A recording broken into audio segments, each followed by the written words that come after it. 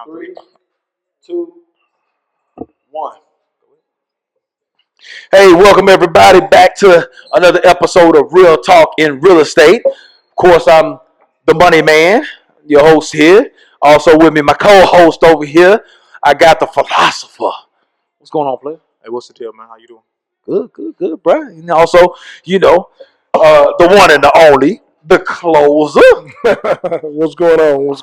Man, you know what I'm saying? I like you fellas got these fly hats on over here, man. You know what I'm saying? I feel like my stuff is kind of undertaken. Huh? You too old to be wearing. I do. You too old to be wearing. You right. Yeah, you right.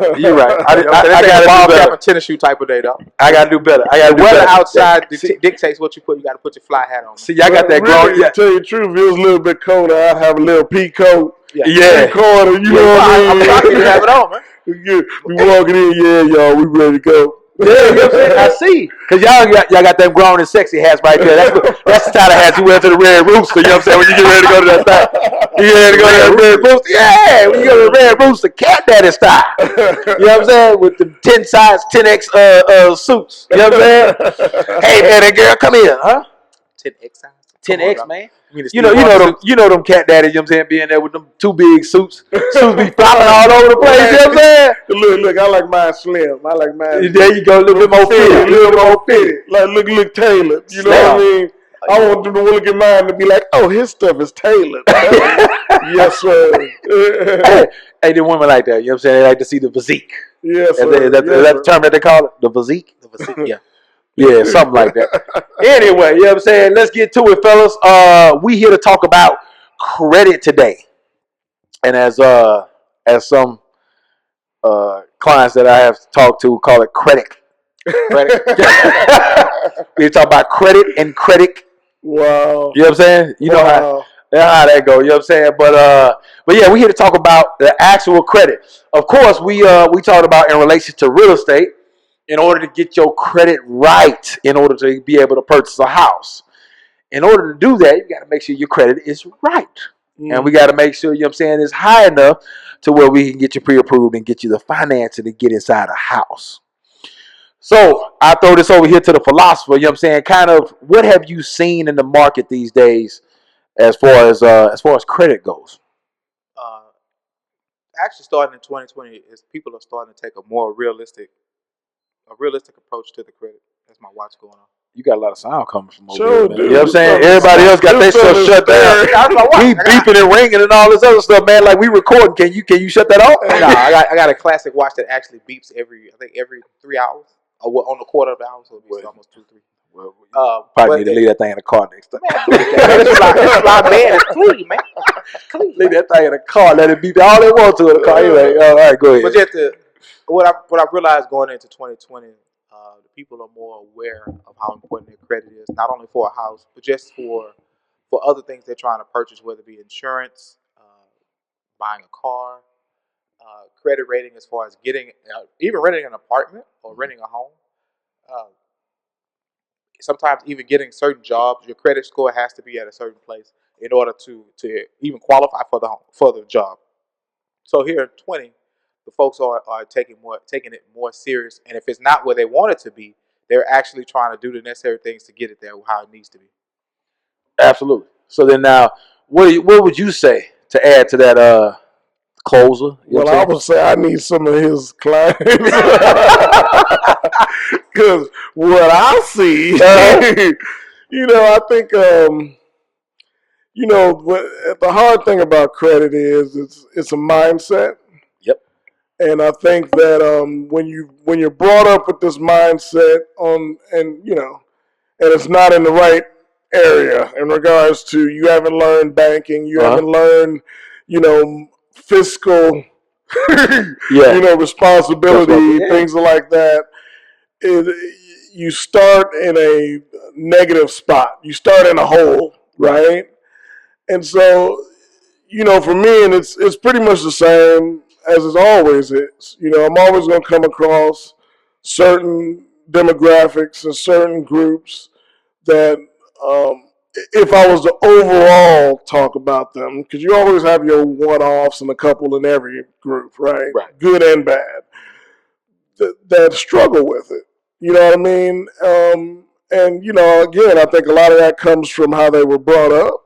A lot of that comes from, for an example, I got a client that, they paid $800 on a car note. $800 for a truck, for an F-150. And this ain't like this is, the new, Cadillac truck that they ain't brought out yet. Like you got something that's unique that nobody else has. The new Mercedes truck, or something. Right. It's just a regular old truck. But what happens is they bought it on impulse, and they bought it because at the time they could, right? But now they want to buy a house. And the first thing we look at is credit. Now, granted, having an $800 car note already is going to make me question whether or not you've been in the green every single time. Okay. But the flip side of that too is now your debt to income ratio, which, a lot of people don't know what that is, but that's an important piece of figuring out what loans you qualify for and things like that. Your debt is like way up because we ain't even including the other stuff. You got $800 on a car, which is a depreciating item, which on itself, you think about it like that. I'm paying $800 on something that's always losing money. If you understood credit and you understood value and things like that, you know that's you would never do that. Right. You follow what I'm saying? Absolutely. So that's why I say that, a lot of times in some of our demographics, and I'll just keep it real, us black people. Okay. Call a spade a spade. I was trying to, and it's not all, because like I said, you have some other, minorities and some other people that, but as a culture, I think we never was educated on that. And so because the education was a struggle, we find that I have to fix more of those credit scenarios from the very start. Right. You know what I mean? Than others. No, 100%. You know what I'm saying? And then to your point on that one, it does boil down to education, right? Because you don't necessarily go to school and they teach you the ins and outs of financial literacy. Or you know what I'm saying, what to do with money. And in a lot of cases, you know what I'm saying, you dealing with teachers that don't know financial literacy themselves, so they can't necessarily teach it, right? Yeah. But my question comes to, there's a lot of, especially in this age, there's a lot of resources, a lot of information that's at fingertips reach. So how much of that is to blame to the actual person that has not sought out or seek that knowledge, and how much is it for them to blame the background from where they came from? I throw that to the closer. How much would you? What are your thoughts on that? I think first off, you don't know what you don't know, right? So we can have all the resources in the world, but if I don't know where to go get it, or if I don't know to go get it or get the help, I have no clue, right? But again, it falls back to my mindset. If I think it's okay to rent a house for $1,500, $1,600, okay, which means basically I'm putting your kids in college. Right. I'm building your equity. Yes. I'm paying your bills. Right. You follow what I'm saying? Yeah. When you trying to understand that, if you don't know, some people I'm in a house and I'm comfortable. And then it's kind of like a by any means necessary type deal. I'm in a house, so that why does it matter? And the hardest part is trying to explain to them the difference between being the owner and being the person that pays the owner, right? Right. And so then you start that cycle. Now you convince them that, okay, I can find you a house that'll get you in the same thing, and I can show you all these resources on how to do it. Well, you don't qualify for the resources because you're paying a $700 car note. Right. You see what I'm saying? Right. And so now I got to show you how to move your 500 credit score, because nothing in the government even happens until you get to 640. Right. Okay? Right. And 640 is considered fair credit. And I've sat with people that we've changed their credit and got them there when they think it's good. Oh, I'm in good. I got good credit now. No, you got fair credit. You got enough credit that could barely get any of the really real resources that you're capable. We got to get you another 60, 70 points. Right. 680 is solid, right. good. 700 is good. Right. 800 is exponential. But if you don't know where you are on the pendulum, you know what I mean? How do you know how to gauge whether you got good credit, bad credit, anything else? And one more point to make is a lot of them talk themselves out of trying because they have a 400 score. You know what I mean? And we all kind of smirk at it, right? They instantly say, I can't buy a house. And that's wrong too. Because at the end of the day, there's two ways you can do it. You either got to have cash or you got to have credit, or you got to have discipline. Because you might not be able to buy today, but I can buy tomorrow with some discipline if I go back and repair my credit and get it to where it needs to be. That's when we can help you out and get some of those resources in your hand. People still believe they have to put 20% down. Yes, nobody puts 20% down no more. Right. You know what I mean? And that happens a lot. I mean, you put 3-4% down. Yeah. You can put 20% if you got it. If you got it. But you don't have to leverage that money. Leverage that money, But it's one of those things where there's a lot of bad information out there. You have to kind of know exactly what you're dealing with, right? Yeah. You know what I'm saying? And then a lot of times, you may be talking to loved ones that bought a house 20, 30 years ago, trying to tell you about how the home buying process goes. And, things change, markets change, industries change. You can't necessarily go by that. That's why you got to go get with some kind of professional to get the right information, and know how to go forward. Yeah. Like you said, it's just about taking at least one step, one step forward. A lot of the stuff boils down to mindset and mentality. A lot of people shoot themselves in the foot and then they look up 20 years down the line and kick themselves because, they just never took the steps necessary. In order to get to where they needed to be, and they waited till it was too late. And I think that just happens entirely too much. Yes. I think now, hey, look, you had some stumbling blocks, medical, your family fell on hard times. Yeah. People have life. People run into stuff. Life happens, but there's always a way to kind of fight back. But if you kind of shoot yourself in the foot before you do it. Think about that very example. If life happens and I own a house and I done built some equity. Yep. I can pull some of that money out to help my life get 100%. Back on track if money is a scenario. 100%. Right? If 100%. I'm renting from Johnny, he just want his check. That's it. Period. That's it. He don't care. You know what I mean? What you think, philosopher? Well, really there's nothing else to extra say. You guys have hit every aspect of the situation. See, with credit, man, it's all about the discipline. And the funny thing, I watched Phil Pugliaski. I don't know if y'all heard of him before, real estate investor guy. He said people, in order to get things better, they have to learn how to make decisions. And credit is just making decisions in multiple situations.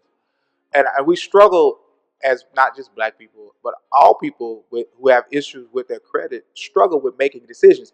If they were to take the time to look at their life and say, well, if you're indecisive in decision making, I mean, you're indecisive on what bills that's going to be paid because what you feel like priority and what it's not. And so the rule is that he was referring to was the Colin Powell 70-40 rule. Ever heard that before? No. I've seen it. I've heard about it. Okay, so the rule goes like this. In order to make a decision, you got to have at least 40% of the information to make a decision. Not making a decision is still a decision by not making a decision, which is the worst decision you ever can make. You have to decide, say yes or no, whichever way it's going to be.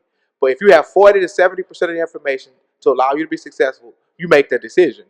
And you have to practice making decisions to get better. He used the analogy like decision making is just like a muscle.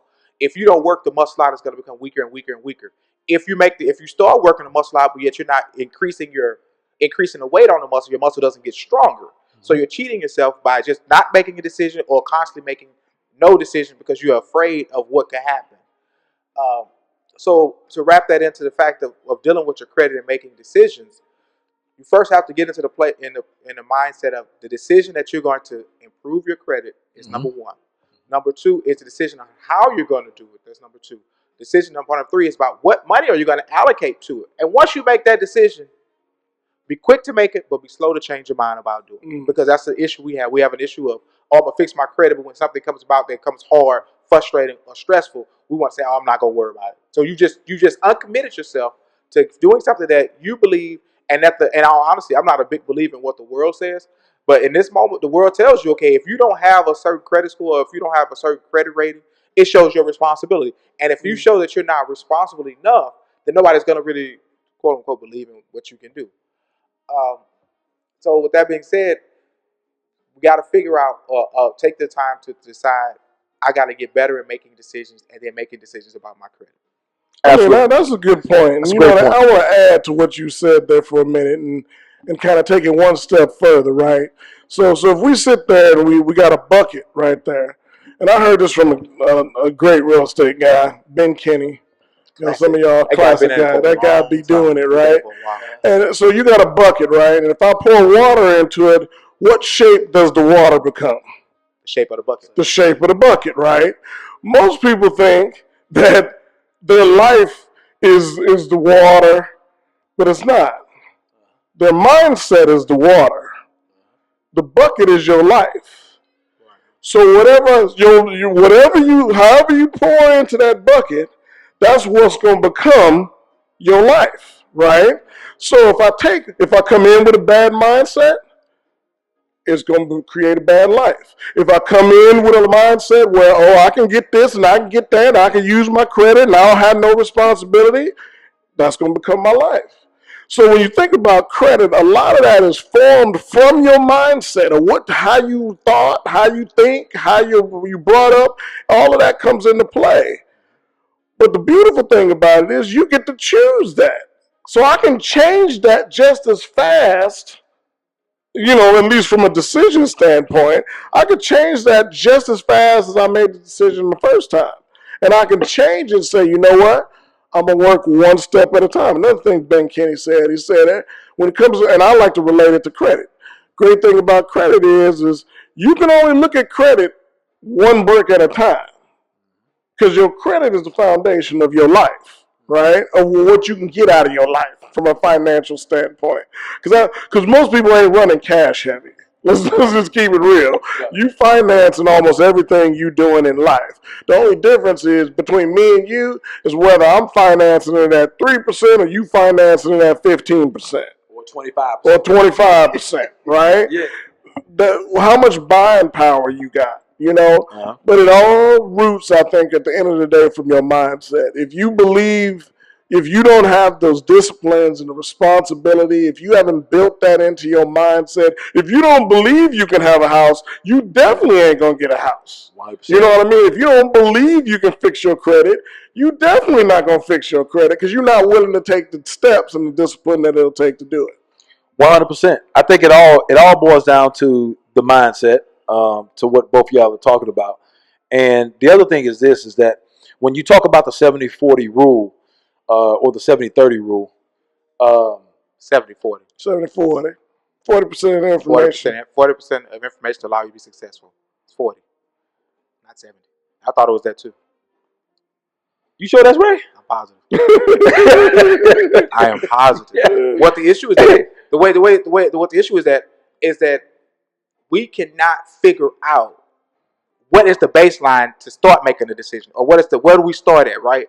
And so we can say 10, 20, 30, but if there's a 40% chance of success, that's a little bit under half. So that's worth you making a decision on. Right. And I get that, but the other thing is this too, is that, when it boils down to mindset, you got to have the proper mindset, because I think people can convince themselves of just about anything. And it could be, they could feel in their mind they got 40% because they thought about it themselves, sought no information from any kind of specialist or whatever the case may be. They essentially just convince themselves, this is what I need to do, this is what I have to do. I have no other options. And you're right. And so, but that's the thing. When making a decision, if the 40% came from you and what you believe, then that's good. Because that you believe there's a 40% success rate of me making this decision based on what I know. Right. Okay. But now, what if the 40% tells you that you need to go out and get an $800 car note before you go buy a house? Now, I didn't say what I'm telling you. What I'm saying is about making a decision. It isn't about whether or not we believe the decision be right or wrong or best for you financially. You got to remember, people do not decide not to do anything about their credit because they haven't made a decision to. And sometimes people become stifled by not being able to make a decision. Mm-hmm. So that's my correlation was, is credit is just another factor of how you make decisions in your life. So, but if people can't understand how to make decisions, they're just so indecisive. Like everything you do, you've met people who change their mind just like that. They change their mind like they change underwear. They change their mind like today is raining right now outside, but in 30 minutes it'll be hot. Just like that. So there is could be an issue with the fact that you just don't know how to make decisions. Well, and you need a baseline to figure out how to do so. Whether you use good or bad information. Part of it is education, though. Well, but this is what I'll say that I think that's great about what he's saying is that decision is multiple decisions too at the same time, right? Mm-hmm. I mean, I made a decision I need to buy a car. 40%, okay, work is 10 miles away. We don't have public transportation, so the first decision is I got to be able to drive. Mm-hmm. My next decision is, okay, can I do it? And what do I need to do it? And what type of money? Now the final decision or the biggest decision is, do I get the car that gets me there? You know what I'm saying? Okay. Or do I can qualify. They said I can get this one here that's $700. But the one that'll get me there is right here on the other side of the lot, and it's within my budget for $200. Mm-hmm. Which one do I choose? The problem, I think, at the end of the day is many people choose the $700 one because of other reasons, other decisions that they made. Whether it's like this: if I got to pay for it, I want to pay something I want to drive. Exactly. That's the line you're gonna hear most of the time with that one. Exactly. Which I get that, you know what I'm saying? You want to be happy with your car, but then you also have to be financially responsible as well. So, like, the thing is this. Responsibility and happiness don't go together. For real. It's for real. Responsibility and happiness do not, they like oil and water. Either you doing one or the other, but they don't mix. I do think in some cases it does.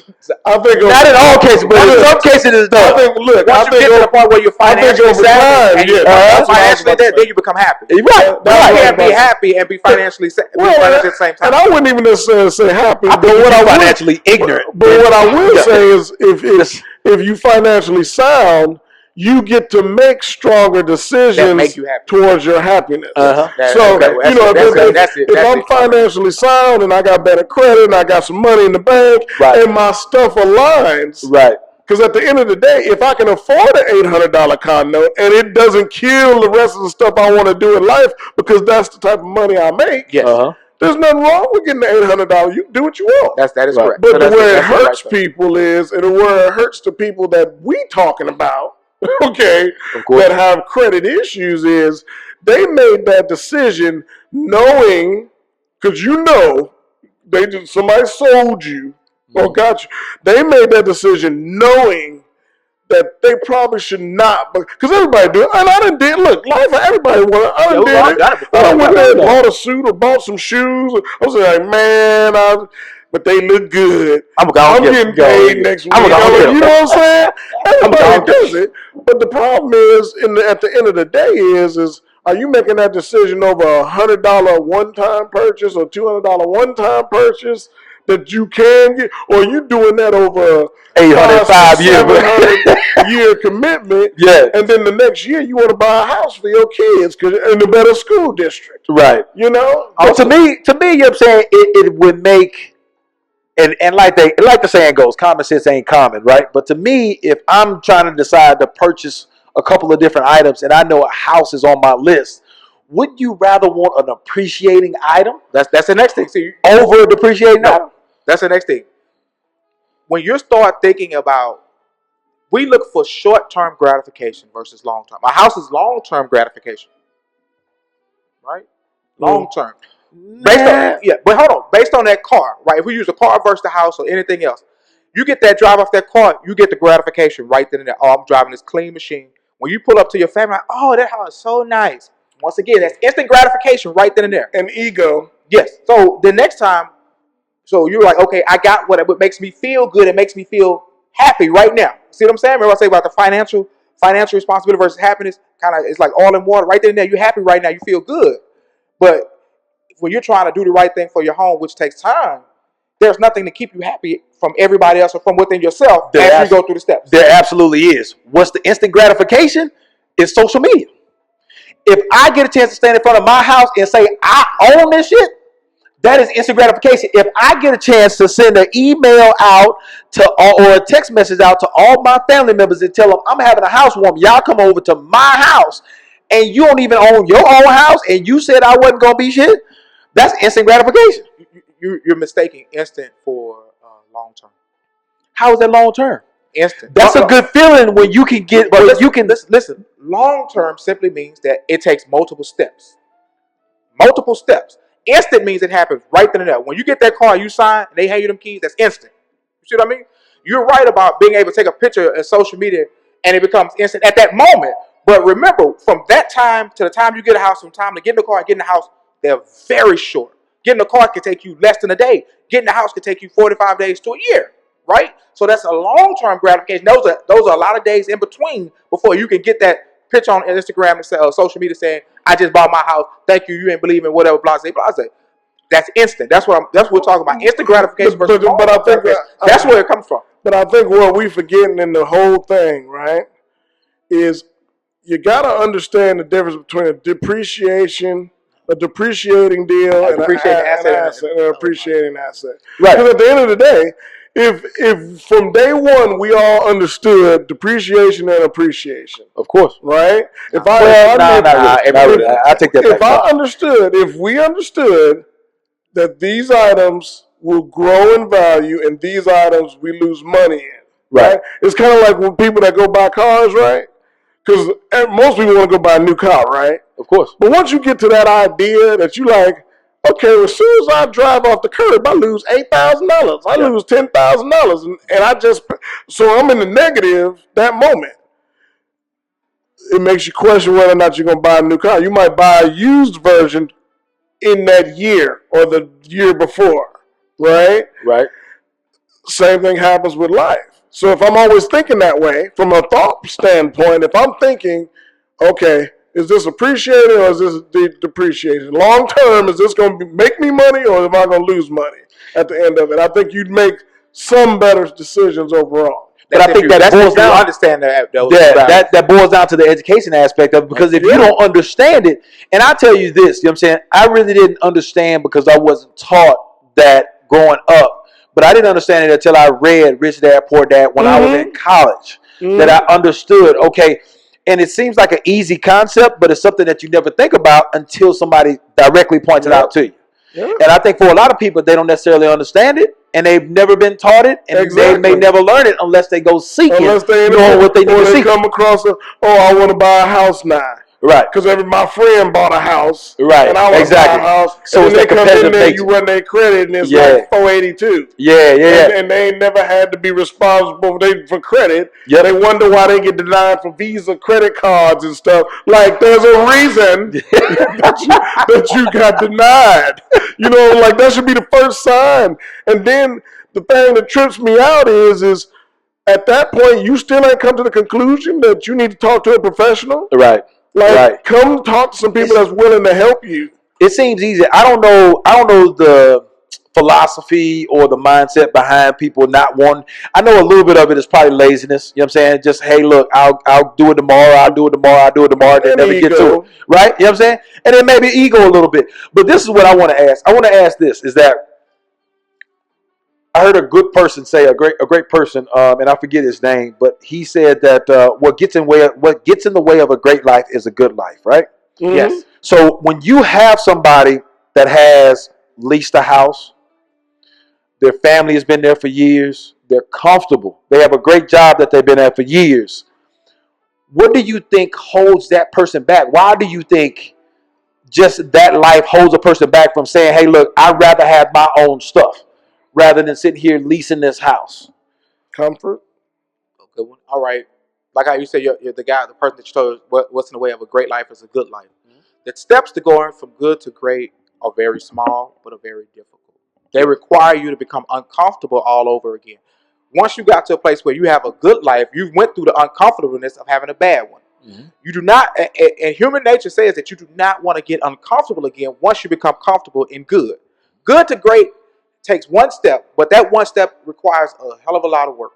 A hell of a lot of work. And sometimes people just don't want to take that work, don't want to make that work, don't want to make that effort of dealing with situations and things that they got to deal with to get to that great life. Right. 100%. What you got, close? Well, you know me, I just talk numbers, right? Yep. So, you know, I had a client that was similar to what we just said, a good life, right? They was paying $1,500 a month. Now, on the luck of the draw, I got them to come sit with me to talk because I was sitting there like, why aren't you buying a house? Right. Okay.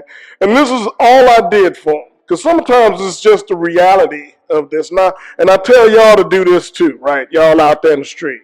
If I'm paying $1,500 a month, take $1,500 and multiply that by a year. That's $18,000. Yep. She'd been paying $18,000 a year for 10 years. That's $180,000. So basically what she did for 10 years is she took $180,000, put it inside a garbage can, put gasoline all over it, and lit it on fire. She ain't gonna see none of that She'll back. never see that money back again. And when I showed her that, she almost cried. Because I said, you could practically own a house right now. If you would have bought a house 10 years ago and spent this same amount of money, you probably owe $20,000 on this house. You'd probably have grown in equity by 40 or 50 off the gate. So your house would probably be worth about $250. Yep. And literally, she could have pulled out $230,000. Now think about what you could do with that, right? I pull out my equity in my house. I want to go buy another house. I can go buy one cash. Not even have a note. I can pull that equity out, put a renter in my house so that they can pay off my note like you doing for them, and then go buy me a house. I could take out that $230,000 and I could put my kids in college. I could take out that $230,000 instead of having an $800 car note, I can buy it cash. This is what I mean is once you get them to get people to understand the value and the long-term aspect of it, it makes sense. Yep. Because at the end of the day, why would I give you, and you know you're my boy, Money Man, but why would I give you $180,000 to rent your house? Right. When I could own my own house for $180,000. Exactly. And have all the benefits inside of that. That's what people don't understand. Yep. Because they're in the mentality, once they're in that mentality of renting and doing it, they're just in life. Yeah. My kids are at school, I got a car, I can do this. So they're thinking from a minimalistic type of mindset instead of thinking from a growth mindset and thinking from a higher level mindset where it says, I can have anything. But you can only have anything if you do the work. Right, right. Okay. And it's 100%, what you're saying is 100% correct. And then the other thing I think it boils from is selfishness. I think a lot of people are selfish to where they're only thinking about themselves and what they got to do while they're here on this earth. And then you said, I watch Steve Harvey videos and stuff all the time. And he always asks, "What is your legacy going to be?" Which is the number one question. And you don't have to have Steve Harvey type money and lead businesses or whatever the case may be. But even if you took the idea to actually purchase a home, I'm paying on this home for X amount of years. I own it outright. When I pass away, I leave this to my kids to give them a jump start. Regardless if they make $50,000 on that property or they make $300,000 on that property. That's still a jump start to life that you've given them, or a help out the hole that you're giving them when you're no longer on this earth. But it takes for somebody not to think outside themselves, to think about somebody else, in order to kind of take that step and, But you got to remember, society and what we see every day is about, flashing and money and, are you really going to ride in the hoopty for 2 years so that you can save money to go buy, put 20% down on your house, or you going to buy a new car? That instant gratification situation. That's what the people today live. But the thing about it is now is that you don't necessarily, you can get into a house with little money out of your pocket. With all the programs and stuff, you know what I'm saying? All the programs and stuff that's available to you. It's just like it's really no excuse. Once again, fixing your credit to get to the programs is not an instant thing. we all understand and know that it's not an instant thing. It's not. No. But it boils down to mindset. It's not an instant thing. You just talked about what we want to do versus what we should do. And what we should do takes time. It takes blocks that you got to build. You got to put a block down one at a time, day after day after day. You go get that car. That's one block, one day. You got you. All of a sudden, you're happy. You feel good. And you got to stay committed. The other thing is this too. When a client walks in the door and they say, "Hey, look, I know my credit's not there. Just tell me what I need to do, and I promise I'll be ready." I promise I'll be ready. I automatically know the mindset of that actual person that, okay, well, this person here, I will hear back from this person in the future. It may be a year, it may be 6 months, but you will hear back from this person because this person is determined. They have already set their mind, like, hey, look, I had some stumbling blocks. Just tell me what I need to do. And then I'll go out and actually do the work. Well, I talk a lot of times about how I get clients. I put them on a train. And at the end of the road, at the end of the train road, the tracks is their keys to the house. Mm-hmm. There's going to be times we're going to be in peaks and valleys. We're going to be on top of the hill where you're feeling good because we just looked at the perfect house. Yeah. You're going to be at the bottom of the valley because now they're looking at your credit and pulling all your finances and asking you for stuff that you never knew you even knew to have. Right? At the end of the day, it really... In order to buy a house, when you're in that mindset, if I was to say there was one thing, is you got to think beyond yourself because it's not really about right now. Yep. It's about the next 60 days, the next 2 years, the next 5. And then the other side of it is it's about your family. Yep. Okay? Because, when I bought my first house for my kids. I bought my first house because growing up myself, my mom never owned a house at that time. So I was in apartments, I was renting, I was doing all that stuff. But I still didn't have the understanding or education even when I bought my first house. Right? I learned while I was buying it. Yep. And some people you're going to have to go through that process too of learning why you're buying it. Yeah. I think the biggest thing that they got to do is take the first step though. The problem is what are you willing to sacrifice? I was willing to stop drinking Starbucks coffee. I was willing to save and not go out and eat every day. Yeah. And I was willing to bring my money down to a point where I could pay off. Because life happens to everybody. I had to fix my credit when I bought my house. Okay? So I had to go through and pay off all them old debts that you want to send a dispute letter out for because you think it's going to make it fall off. Yeah. How about just call them and make a deal and pay off a portion of it, and start really showing the responsibility because credit is just numbers. It's just an algorithm. Right. It's kind of like what I say. It don't know whether you got a $300 secured card or if you got a black card. It has no clue. All it is percentages and numbers, okay? But you also need to understand, if you haven't been responsible, you need to know what to touch that you jacked up in the beginning and what not to touch. Right. And that's where we come in as a professional. Right. And then some stuff, that you have on your credit when you're trying to do credit repair, some stuff is not even worth looking back in the rearview mirror. It's not even worth going back for. Some stuff, hey, look, I screwed up. It's on my credit. This happened 4 years ago, whatever the case may be. It's just time to look forward. And then worry about, just trying to put positive trade lines on your actual credit report than to worry about old stuff. You know what I'm saying? Yeah. Because some of those old collections of stuff you may pay off, it may not help you at all. And in some cases, it may hurt you. You know what I'm saying? So, that's where you want to get with a professional to actually find out exactly what stuff you need to do because we have tools that aren't necessarily available to the actual consumer to be able to use to actually tell you and give you that roadmap in order to get your credit right and get you inside the house.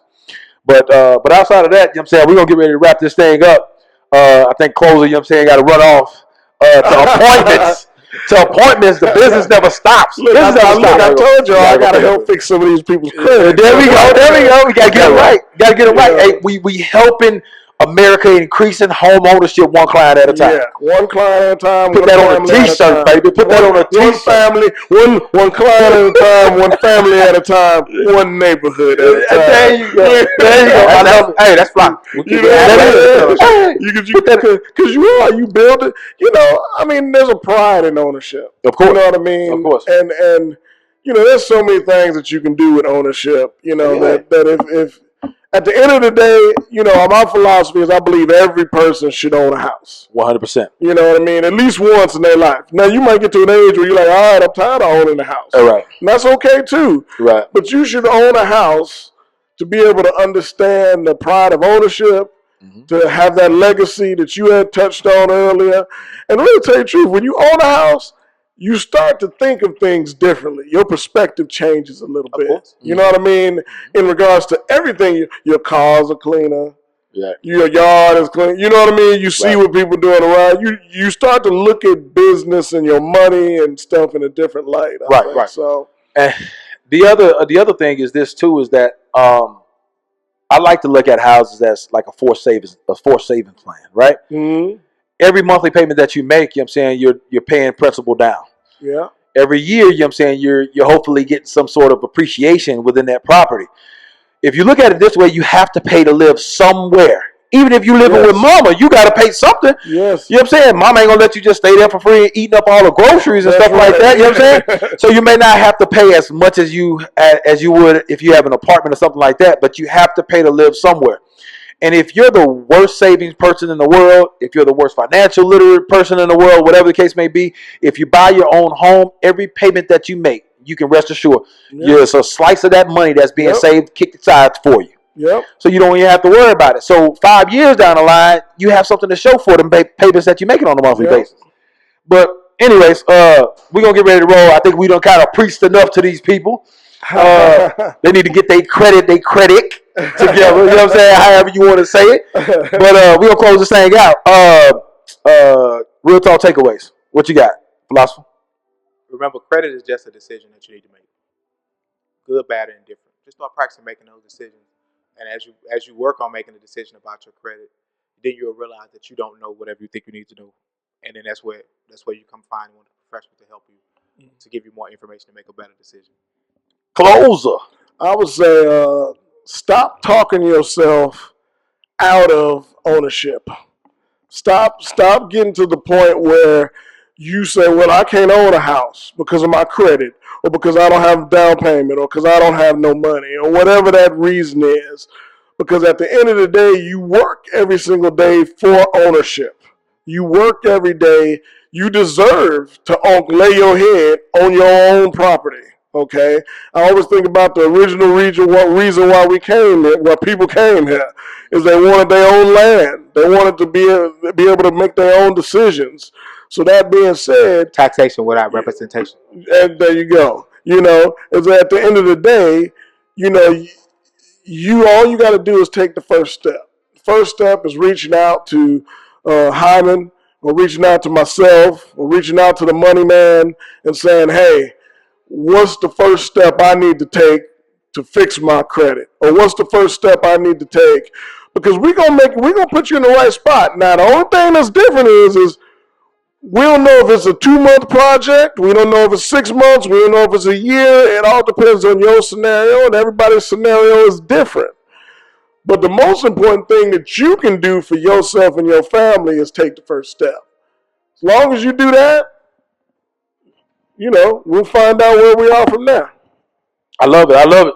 So essentially, go get your 40 acres and your mule. That's right. That's right. You're entitled to it. That's right. Yep. I got you. Great conversation today. Essentially, you know what I'm saying, to just kind of sum it up, go get your house. You know what I'm saying? Just take the first step, contact a professional, find out exactly what you need to do. Some of you may already be there, and you know that you're there. You know you got the credit score. You just haven't taken the time to get up off your lazy butt to go contact somebody, you know what I'm saying, to go get pre-approved so that you can go purchase your own house. Don't let a lease stand in the way of you actually being able to purchase your own home. Definitely don't let that stand in the way. These guys got tools and stuff like that. That's an easy conversation. Don't let that stand in your way. Definitely reach out. It is a great financial start to purchase your own home. And the earlier you purchase your own home, the better. Yeah. Now, just to kind of throw this out there too, for you 20, 23-year-olds, 25-year-olds, whatever the case may be, if you feel like you're too young to purchase your own house, get a few of your buddies. Get a few of your buddies, you know what I'm saying? You purchase the house, Give them a place to stay. Give them one of the rooms. You can buy a 4-bedroom. Yep. Get a couple of your buddies. Let them lease out a room. Y'all gonna hang out anyway. Yep. They gonna be over at your house Yep. anyway. You know, drinking, hanging out, whatever it is that y'all do. Go ahead, just at least go ahead, purchase a house. Let your buddies help pay down some of it. Or, you know what I'm saying, if you and your buddy want to go into it, y'all make a deal 10 years from now. Hey, look, we just going to go ahead and sell it, split the profits, whatever the case may be. Yep. Don't stop making excuses. Just go out there and do it. Outside of, well, and I just wanted to, on your point that these interest rates ain't going to be this way this forever. You got that right. Because at the end of the day, I was just talking about affordability and stuff like that. Now to be another podcast for itself. But we in an election year. Oh, yeah. And the first thing that happens whether the same election people stay in office or whether a new term comes in, a new selection of people, usually the first thing that starts to move is the interest rates. Mm-hmm. So you got about this year, 2020, to jump in. Because that's the best it's going to get. You know, you got to remember, I remember selling houses at 7-8%. You know what I mean? 7% was good. And now they refinancing into 2s. Yeah, come on, man. That's what I'm saying. It's crazy. Your buying power is the best it can possibly be right now. Your affordability is the best it can possibly be. So you want to catch that ride while it's there. Absolutely, 100%. Like, subscribe, check us out. Our Real Talk and Real Issues on Facebook. We got Facebook Live. After the live, we always post a video. Check out the video, leave comments. Make sure you guys subscribe on YouTube, on Instagram, Real Talk and Real Estate, and then the N is the letter N, not I-N. But outside of that, man, we'll catch y'all on the next one. Yes, sir. All right, peace.